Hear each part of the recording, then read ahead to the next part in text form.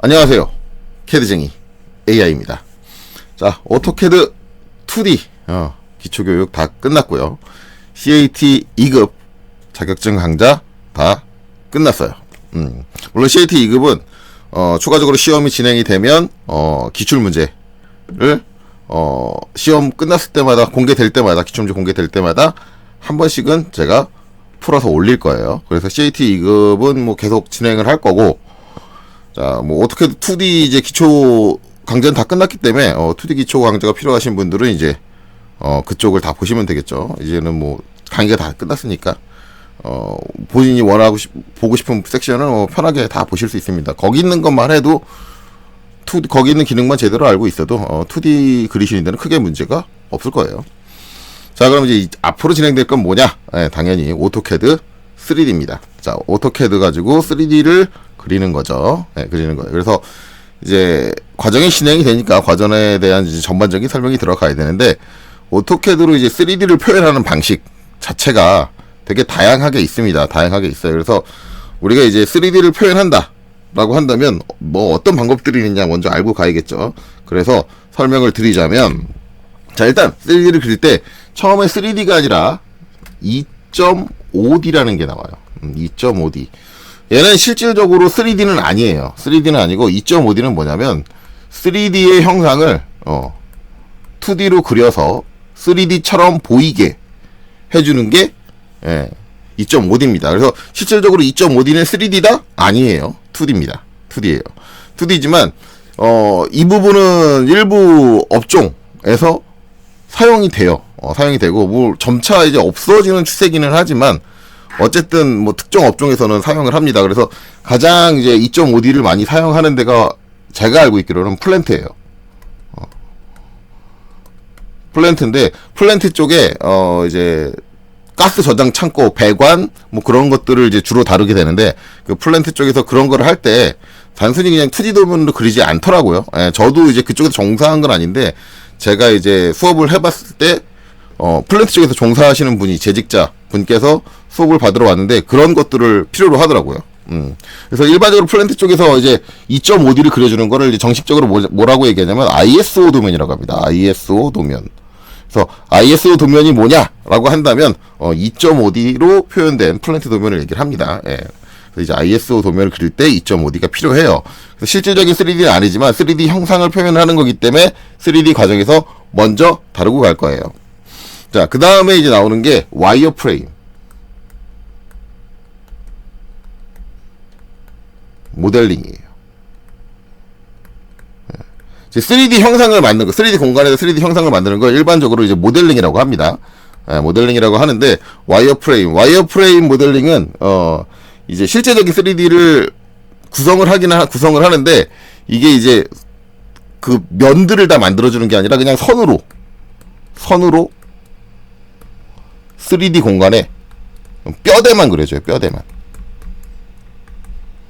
뼈대만 그려준다. 이게 이제 와이어프레임 모델링이에요. 자, 그 다음으로 나오는 게 뭐냐? 서페이스입니다. 서페이스 모델링.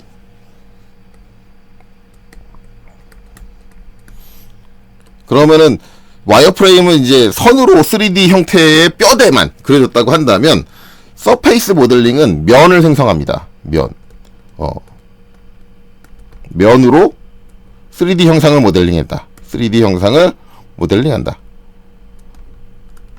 그래서 서페이스 모델링 여러분 어떻게 생각하시면 되냐면, 우리 이제 종이 가지고 종이에다가 이제 전개도를 뜨고 그걸 잘 접어가지고 속이 비어있는 입체 모형을 만든다 라고 생각하시면 돼요. 그래서 면으로만, 속이 다 비어있고 면으로만 모델링을 해줘요. 면으로만 모델링을 해주는데, 이 서페이스 모델링 같은 경우는 오토캐드에서는 두 가지로 나눠집니다.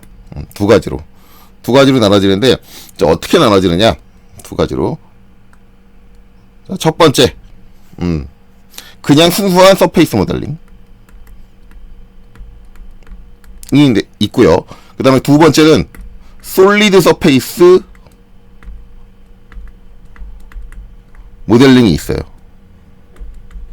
자, 두 개가 둘 다 이제 면을 가지고 입체를 구성하는 거는 같아요. 같은데 차이가 발생하는 건 뭐냐면, 서페이스는 그냥 서페이스 모델링은 순수하게 그냥 면로만 구성을 합니다. 이거를 나중에 솔리드로 바꿔줄 수가 없어요. 그러니까 여러분들 이제 솔리드라는 얘기가 나오면 이제 3D 개념이 처음 접하시는 분들은 솔리드가 대체 뭐냐라고 하는데, 서페이스는 아까 얘기했듯이 종이를 접어가지고 이제 만들어가지고 속이 비어있다 그랬잖아요. 솔리드 같은 경우는 속이 꽉 차 있는, 속에도 다 차 있는, 꽉 차 있는 이제 모델링을 해주는 걸 솔리드 모델링이라고 합니다. 예, 솔리드 모델링. 그래서 일반적인 서페이스 모델링을 하면은 속이 비어있는 상태로 유지가 되는데, 솔리드 서페이스 모델링을 해주게 되면, 이 만들어진 서페이스 가지고 나중에 솔리드로 변화를 해줄 수가 있어요. 솔리드로.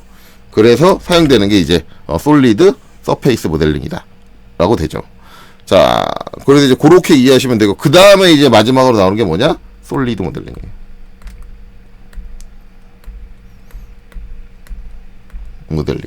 솔리드 모델링. 아까 얘기했듯이 그냥 처음부터 속이 꽉 차 있는 형태의 입체를 구성을 합니다.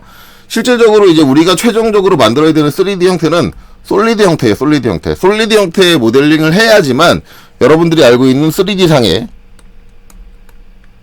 시뮬레이션이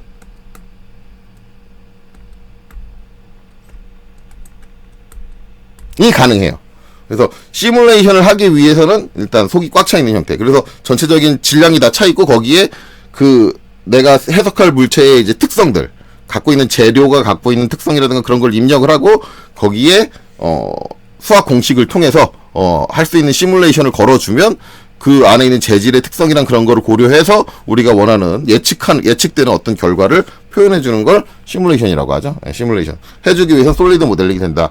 그래서 이제 요새 거의 3D 작업이 되는 건 솔리드 모델링으로 작업을 하니까 이제 솔직히 말하면 그 전 단계에 있는 것들은 거의 배울 필요가 없다라는 개념이 되죠. 없다라는 개념이 되는데, 제 강좌를 처음부터 보신 분들은 잘 아시겠지만, 제가 이 강좌를 하는 건 CAD가 가지고 있는 거의 대부분의 기능들을 다 알고 거기서 내가 필요한 걸 골라서 쓴다라는 개념으로 진행이 되기 때문에 잘 안 쓰이는 기법이다라고 해서 안 다루지 않을 거예요. 그래서 전체적인 과정을 다 진행을 할 겁니다. 자, 그래서 첫 번째로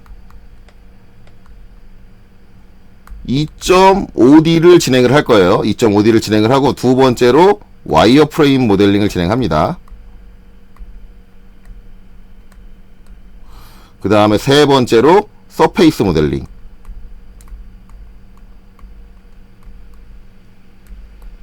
근데 이 서페이스 모델링은 순수.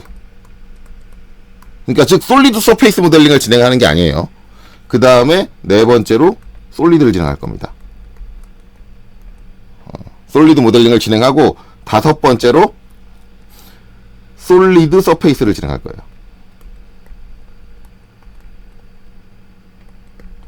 그러면 여기서 이제 여러분들이 의구심이 가는 게, 가장 마지막 최종 형태가 우리가 솔리드인데 왜 솔리드 서페이스를 마지막에 진행을 하나요? 라고 물어볼 수 있는데, 실제로 솔리드 서페이스를 할 때는 솔리드에서 사용하는 명령들을 사용을 해요. 솔리드 모델링에서. 이제 그 사용하는데 어떤 요소에 적용을 하느냐에 따라서 솔리드냐 아니면 솔리드 서페이스냐로 나눠지는데, 그렇기 때문에 솔리드 명령을 먼저 배워야 돼요. 그래서 솔리드를 먼저 구성을 하고 그 다음에 솔리드 서페이스를 배울 거예요. 그렇게 진행을 할 겁니다. 그리고 이제 이렇게 배우면 우리가 이제 3D 모델링은 해주는 명령들은 다 배워요. 명령은 다 배우고, 그 다음에 여섯 번째로 이거를 도면화 해주는 과정을. 왜냐면 우리가 3D를 구성을 하는 건, CAD 프로그램 3D를 구성을 하는 건 결국은 도면화를 하기 위해서 구성을 하는 거예요. 이거를 도면화 해주는 과정, 요 절차를 배울 거예요. 요런 식으로 진행이 될 거다. 자, 2.5D는 아까 제가 설명을 했죠. 2.5D 같은 경우는 ISO 드래프트에 사용한다. ISO 도면에 사용이 된다. 그래서 플랜트 쪽에서 사용이 된다. 그렇기 때문에 배웁니다. 와이어프레임은 솔직히 말하면은 저렇게 3D를 구성하는 경우는 없지만, 저걸 배우는 이유는 3차원 공간 좌표에 대해서 이해하기 위해서 배우는 게 좋아요. 와이어프레임은. 그래서 와이어프레임 모델링을 해봐야 3차원 공간의 좌표에 대한 이해를 할 수가 있습니다.